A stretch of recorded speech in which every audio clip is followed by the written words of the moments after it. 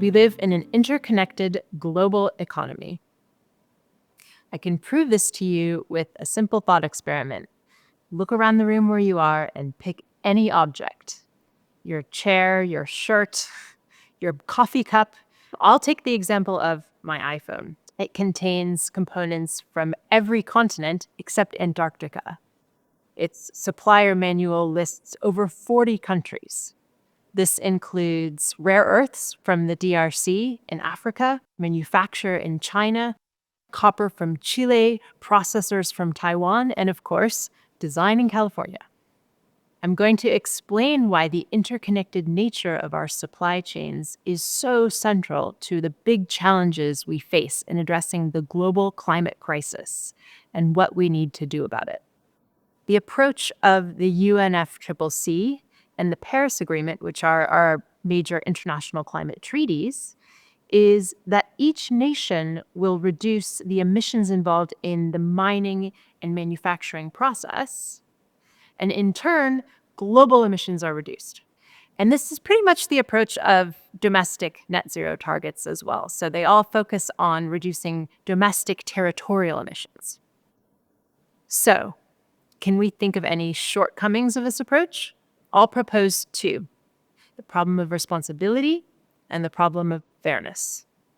The problem of responsibility is that people in wealthy countries really like stuff. We like to click on Amazon Prime. And increasingly, the stuff that we consume is produced elsewhere. When I say elsewhere, mostly I mean China. China is responsible for the biggest flows of emissions in stuff, so-called embodied emissions. And the two biggest flows globally of embodied emissions go from China to the US, followed by China to Europe. So let's take the example of the UK. The UK has reduced its domestic territorial emissions more than any other industrialized country.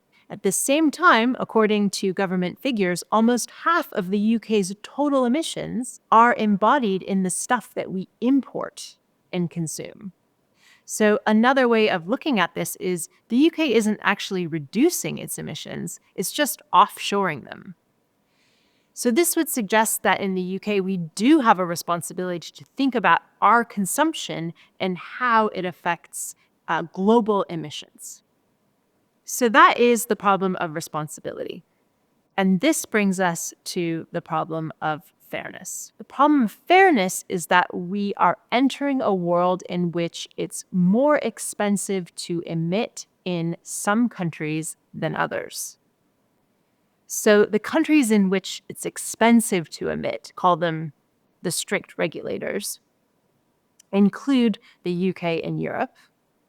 And these countries are concerned not only are we buying things that are produced elsewhere, but we're actually incentivizing manufacturing to go to these less strict countries because it's easier and cheaper to emit there. One way to address the problem of responsibility and the problem of fairness is for these strict regulators to extend their regulatory burdens and expenses beyond their borders. And this is pretty much what's starting to happen. So, for example, the EU is now extending its domestic carbon prices to imported products in some sectors. So this sounds good. But the problem is, once a country starts trying to regulate production emissions in another country, this becomes a trade issue and it becomes very controversial because the problem of fairness cuts both ways. So some developing countries like India argue this isn't actually fair, this is unfair, because these countries contributed more to the problem and therefore they should bear more responsibility in trying to address it. They shouldn't pass off their regulatory burdens onto us. And this isn't just India's opinion, it's a central principle of the Paris Agreement. Many of the core challenges in international climate cooperation are now trade fights.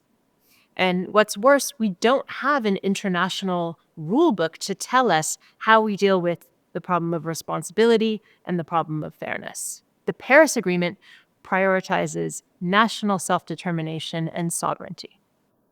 The World Trade Organization has been helpful in creating a world where we can have products with components from over 40 countries.